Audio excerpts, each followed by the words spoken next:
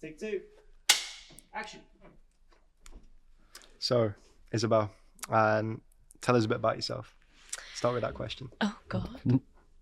That's a big question. It's a big question, and I love asking it because everyone's so thrown off by it. It's like, do I know anything about myself anymore? I'm Isabelle. I am from Stockport. I went to the Arden School of Theatre when it was there, literally just there, in the older building where they film Wally Road now. Wait, Arden's? That was Arden? So that was Arden. No way. Yeah, so that was where we were from the first 2 years. And then my 3rd year, we moved into the building just across from the AO Arena. So yeah, so I did 2 years over there in the old Ellen Wilkinson building or something like that, is it? I'm 22. I have a cat called Stephanie, named after the girl with pink hair from Lazy Town, because I had got her when I was 5, and she's 18 now, and she's still going strong. Yeah, Love that for Stephanie. I've just moved to Castlefield, which is great. It's lovely. I signed up to do a run next year, the Manchester 10K. Oh. Is that what you just did, or did you do? I couldn't do it, unfortunately. Oh, God. Yeah, I had to miss it. It was gutting. No, Oh, nice. So I was inspired in the moment and signed up for it. So now I am training for that. So I'm in my running era, which I never thought we'd see, but here we are. What else do I do? Work. Yeah, what Tell us about your jobs. You did a job on Coronation Street, didn't you? I did do a job on Coronation How was that? Street. So much fun. So that was my first professional credit. Cool. So I got that job when I was at Arden, actually, and they were great and they let me do it, which was really fun. And I only did it for a short amount of time. I played Sonia, which was Max's kind of like little secret girlfriendy. He thought they were messaging online, but it turns out it wasn't her, it was some boys that were bullying him and messing with him, and then it turned into kind of like a nude storyline where he'd sent explicit pictures, thought it was to Sonia, but it wasn't, it was these boys, and that's how they ended up blackmailing him. So I had a little bit to do in that storyline, but I had the best time. Corey's so nice, like it's such a family feel. I think also it's probably like family feel, but I definitely felt welcome because I was so nervous going in. Like I only really started acting when I was like 16, and I'd done musicals and I'd danced before that, but I'd never done anything for screen, and I never really knew that it was a career and that you could do it. And I enjoyed it at school. And then my teacher was like, you could try it. And I was like, okay, give it a go.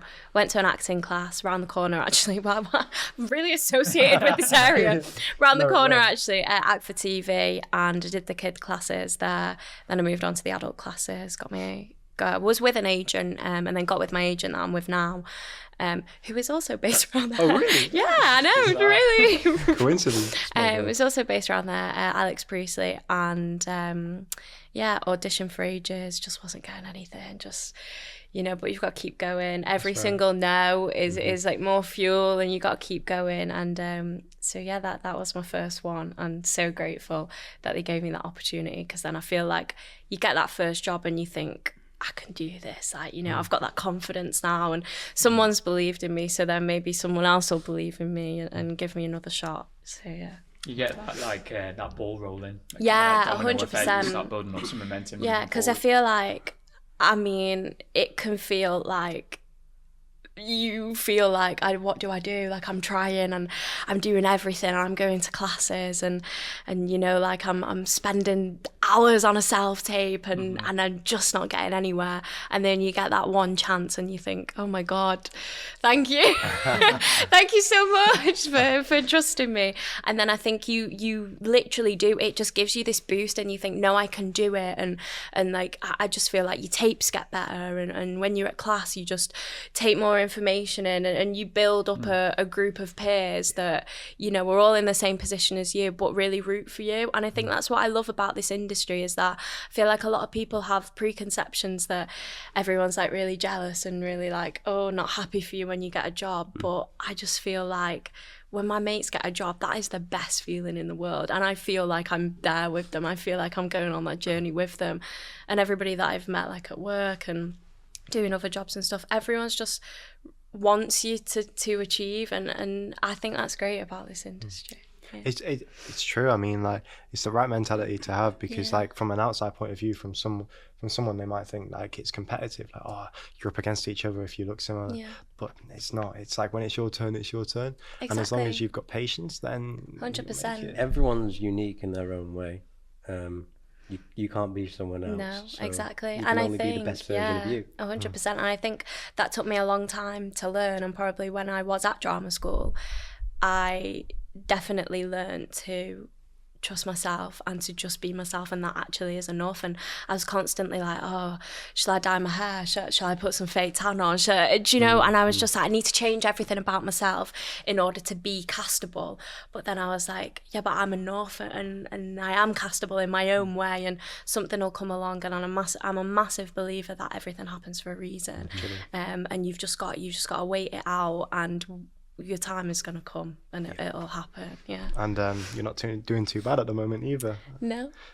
Speaking of that, how is Hollyoaks? Do you know what? I love it. Yeah. And when I went in for Frankie, knew nothing about the storyline, nothing about the character. I just knew that I was going in as Darren's like long lost twin kind of thing, and that's all we got. And then it was only when I did the rounds and did the chemistry test and met Ryan, who plays JJ, my twin brother, then they called us in with my agent, and I was like, oh God. And they were like, this is the storyline that we want to tackle, and it's something that we've wanted to tackle for quite a while, but it's not been the right time, or we've not felt that it was the right people or what have you, but we feel like we really want to explore this with you guys. And we were like, so at first I was like, oh my God, that's a lot. And am I going to be able to do this justice? And am I going to be able to help people that have been through this? And I had those preconceptions of, can I do this? But then got to trust yourself, and you've got to think, no, they've given me this opportunity. They obviously believe in me. The only person that's not is me. And so I believed in myself. I'm really happy with the result. I've had so many messages from victims of sibling sexual abuse, victims of sexual abuse, and just saying that the storyline has helped them, and thank you for talking about it, and thank you for raising awareness about it.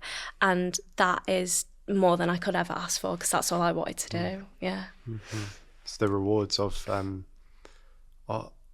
showing something so impactful. Yeah. I mean, I can't say I watch Hollyoaks.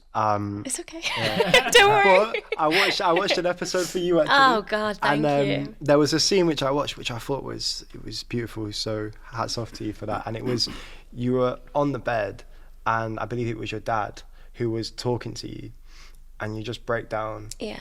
And I was like, my heart, like, I was getting emotional watching it, because I was like, it's just visceral and raw, and that's what acting's about. Mm-hmm. So it's a lot of thank you so much. You're welcome. Like responsibility, I guess. Yeah, I felt that. Did you really feel that? I felt that a lot in the beginning. Yeah. Especially when we were building up to the can I say rape? Can I? Yeah, okay. Sure. So when we were building up to the actual rape, I felt a lot of pressure, and I felt like, again, I just want to do it justice, and you know, I did a lot of research, and I continue to do a lot of research. We work with a charity called Sarsis, and they've been incredible. They've put us in contact with victims that want to talk about the stories, but then also they just answer any questions that I've got. And anytime I'm a bit like, oh well, in this scenario, how would somebody actually react, or how would somebody feel? Because, you know, Frankie's 15 and I'm 22, so my outlook on what's happening to her would be completely different to hers at that age. So I kind of have to put myself back when I was 15, and you know, it's even when you're reading lines and stuff, and sometimes like I'm like, oh, I think my sister's 14, I think, how would she say this, because I have no idea how to pitch this, but yeah, I feel like the team around me at Hollyoaks have been incredible, and they've been amazing, and we have a great research team. We've been blessed to have brilliant directors who really take the time and let you go again and let you explore and just let you feel it. And the cast that I've been blessed to work with are amazing, and all handle it with so much sensitivity, and that's all I could ask for, really. How do you have a process from maybe with the Arden from your training then? Yeah. Or, just sort of ways of getting into it? Yeah, so we get our scripts typically a few weeks in advance, so that's the same as you get, yes. I've done it again. Need to be banned. I'm going to sit further back. Typically get our scripts a few weeks in advance, and what I always do is I read it from top to bottom, 3 times, mark up the bits that I really think is like, right, this is a pinnacle moment in this episode, and so is this, and so that's something that I really want to make a big deal of, and then I action. I learned that from my acting coach, George Bakari. I'll give him a little name, and he taught me the importance of actioning, really. We did it at drama school as well, but then I also did it with him in my classes with him. And it just gave me so much, because when you read a line and then you put like a little adjective or like a little verb or something that you want to make the other character feel when you're saying this line. And that massively helps me, because in my head, you don't have to be thinking like, right, what do I want to do now? What's this? I just think, right, this emotion, there we go. And then that really helps me. So I do that as soon as I get the script, and then I forget about it and I don't think about it, because obviously it's so fast paced, isn't it? You kind of have to take each day as it comes. So I already know my scripts, and I already know my lines, and I already know how I want to play it.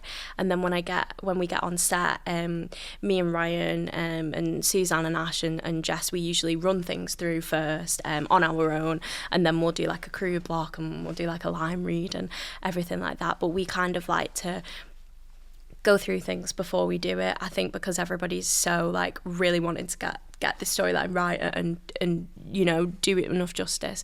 So we tend to meet up and do little bits before we go on. Yeah. And I was watching an interview earlier today with Nicholas Hoult and Paul Mescal. Yeah. And there was a moment at the end of the interview, and they said this question, and I really wanted to ask it for you today. And it was, are you an actor who likes to like goof around, play around before the cameras are rolling, or do you like to take time away to focus, or do you want to connect with your partner? How do you work? So in the scenes where me and Ryan have quite emotional, it's usually the scenes that involve the abuse, and we don't speak to each other.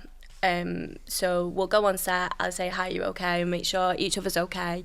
We have a code word, which is fish. If we don't feel comfortable or what have you, we just say like, fish, I need a bit of time out or what have you. So we check in with each other, make sure we're all right. And then we just go separate ways. Ryan tends to listen to music. I tend to read like victim statements, or it's heavy and it can be a lot. But I think that it gets me in that place where I think, okay, this is why I'm doing it. I'm doing it for everybody that's a Frankie, everybody that's gone through this. And so it really helps me, it puts me in that place. And sometimes when I go home, I'm a bit like, oh my God, and my boyfriend's like, are you okay? And I'm like, no, like it was a bit much today at work, but I wouldn't do it any other way. And there's a bigger meaning to why I'm doing it. But I can be a bit silly. I can have a laugh and I'm quite good at like ha ha ha and then being like tears. But I think it massively depends on who you're working with, and like the crew around you and the director. Sometimes you read the room and you're like, right, I've got to be on my best behaviour now. I've got to be really serious. But then other times, like there's space for you to have a laugh and have a joke, and we have such a good bond, like the Osborne family, that I literally couldn't be with a better family. Ashley is hilarious. He's so funny and he really makes me laugh, and Susan Suzanne, who plays Suzanne, my mum.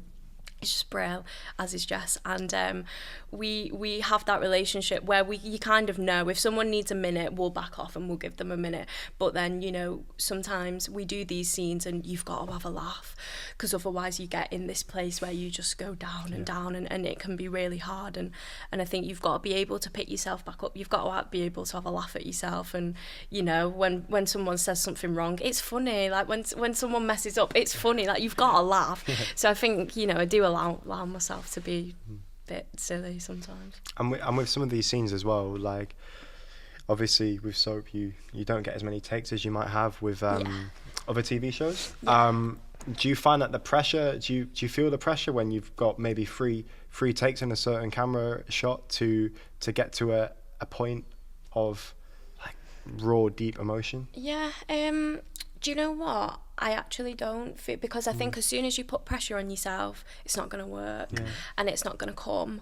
And I feel like, again, it just goes back to my training at drama school and just trust in yourself and just know that you've got the best team around you. Everybody wants you to do well. It's like in an audition, you go in and you've got that much pressure on yourself, but they want you to get the job. They want you to do well. And I think you've just got to remember that. And if you massively mess it up, you can just say, please can I go again?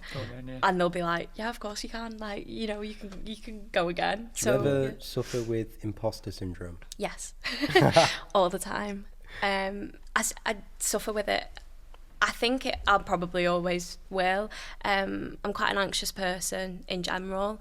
I do suffer with anxiety, and I take medication for it. Like, it's not something I hide. Like, I do take daily medication for it, and sometimes I go on and I think, there's so many people that could do this better than me, and there's so many people that could be here and you know, and oh my God, they're so amazing over there. And I think even sometimes when you watch yourself back and you're like, oh no, that wasn't good.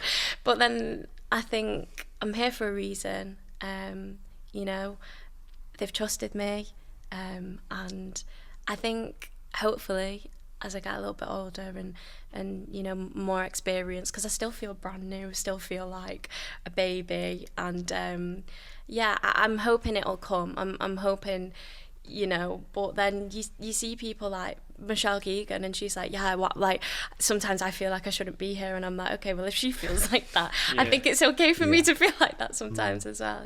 It's the same one, I watched it this morning, it's with Robert De Niro and Anne Hathaway, and she's like, do you ever feel like you do a scene or whatever and you feel like that was awful, and then you watch it back and he has a little twinkle in his eye, like a smirk on his face. I'm not going to say the film, but there's one scene that I thought was awful, and clearly I'm reading in my head what he's thinking is like, that's now, I don't know, like Goodfellas or something. So I guess you just never know how an audience is going to interpret it, because like we're so subjective based upon our own insecurities and everything going on in our personal lives too, what's going on set, what's been the sort of all the relationships happening there and any difficulties going on. And I don't know, I don't know about you guys, but sometimes I have like a preconception of how I want the scene to go and how I want to play it, and then if I can't reach that level of emotion or I don't get to that place, if a tear doesn't fall, sometimes I'm like, that was awful. That was awful. But then you watch it back and you think, but now I'm interested, because like she wants to cry but she's not crying, and then I think the scene goes in a completely different way. The audience like figuring stuff out on their own. Can't baby so if you spoon. give too much, it's going to be shit. So I think the less acting, the better. 100%. Whether you think that's crap or not, the audience might think it's brilliant. And it's like you were saying, it's subjective, because I remember watching a film with a mate, and I was watching it and I was thinking, what's going on? I can't understand it. And I spoke to him after, and he was like, oh, I thought this, and I was like, but I thought that. And then he was like, explained it, and I explained mine, and both of them like were right, there was no wrong, but that's just different interpretations. No, and 100%. like sometimes you're thinking one thing, once you've done a scene you're thinking, oh, that was bad, or that was really good, and then after it you watch it, and if you thought like it was really good and you watch it and you're like, what the fuck was that? I thought it was amazing, I thought I was in it, and then I watch it and I was like, or the other way around, and I'm like, oh, this is awful, I didn't cry, and then I watch it back, and like you were saying, then it's like, oh, that was amazing, because it looked like you were holding back the tears, and it's like, it's so subjective. People don't try to cry, try not to try hide it. Yeah, 100%. And that's something that I massively struggled with at first. I was like, I was trying to like, shh, get here, or like, you know, I was like, fuck, it's not coming, it's not going. Get an onion out the pocket or something. And then as soon as you're in the scene and the emotion takes over you, and like, I'm not Izzy anymore, I'm Frankie, and like, it just comes, and I just think, okay, why was I like literally like this at the light for like, do you know what I mean? Like, but then you just have to allow it to come, and like, you know, I feel like the more organic you are with it, and you've just got to let it happen, and you've got to let those emotions go naturally. And so now I don't even think I'm gonna cry in this scene, or do you know, like sometimes a director will come up to you and be like, I really want you to cry in this scene, and then it's just pressure, and you're like, oh my god. But then I've learned that if it comes, it comes, and if it doesn't, it doesn't, and that's just how Frankie's feeling in that moment. Exactly. And this is how she's tackling this scene and this day. It's not Izzy, it's not me. And that's something I learned at drama school. We did a lot of method, and at first I was like, oh, I don't think this is for me, because you can go too far with it. But I think little bits of it, and I do little bits of it with Frankie, and that works for me, and I don't push myself, and I don't make myself do anything dangerous or think about things that would trigger me or make me feel, you know, depressed. And I think that, yeah, I think you've just got to be in the moment, and you've got to feel it, and you've got to allow it to come. And yeah, I'm getting better at doing that. Mm-hmm. And one question I wanted to ask you when you were talking about that was, is there something you're still like struggling with? I know you've just said that, but is there anything else which you feel like it's a constant battle for you at the moment? Yeah,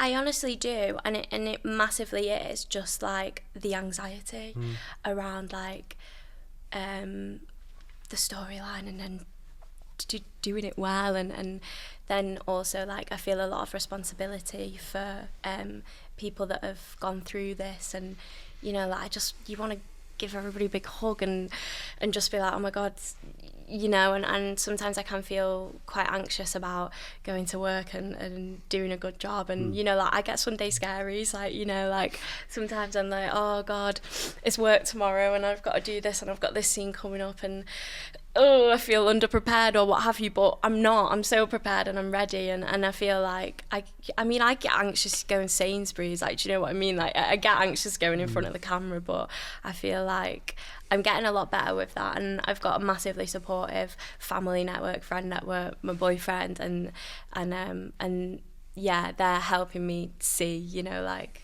you're all right, you're okay, you're doing all right, I think.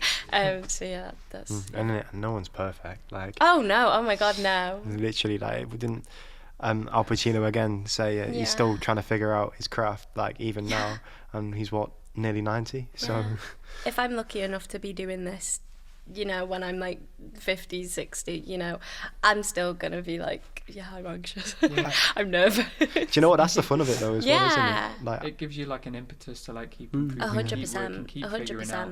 Because I don't think you you ever like fully figure it out, and if you do, you probably like, okay, you're done. Done now. I think this question goes out to all of you.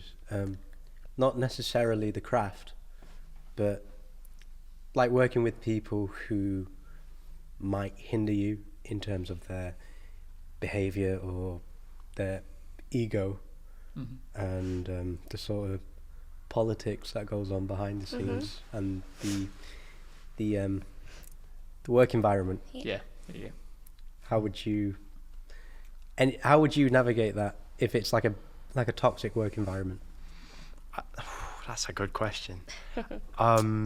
I feel like anywhere you go, anywhere you work, you're always going to get cliques, and you're always going to get people who you might not get on with, but at the end of the day, there has to be a level of professionalism anywhere you go, like whatever job it is, whatever film it is, whatever TV show it is.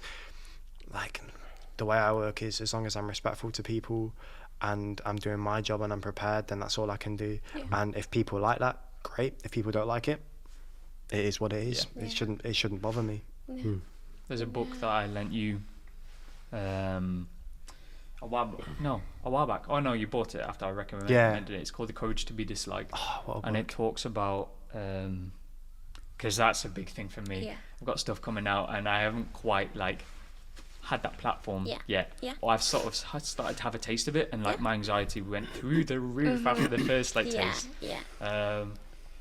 Yeah, it's just a bizarre situation to be in. Like, I get nervous when like people in a room think of me. So like, however many thousands of people watch something and judge something and critical of something, gets it going. Yeah. And he basically says in the book, and it was really useful for me to read it at the time because it really just like grounded me. It's like all you can do is just rock up and do what's right for you. Yeah. You can't try and manipulate other people's emotions. You can't try and force yourself to think how they're thinking. The stories we tell ourselves in our head about how Adam's thinking about what I'm saying right now isn't necessarily true. Adam could be thinking about tea right now. You know what I mean? There's a monkey clanging two cymbals together in my head. I can see it in your head right now, actually. Yeah. There was an emotional scene I did a while back, and it was 10 minutes at the end of the day, really like heavy, pivotal moment. Mm-hmm. It's always the end of the day as well, isn't it? It's always at the end of the day, and you're dehydrated, like the tears aren't coming, exactly what you were saying.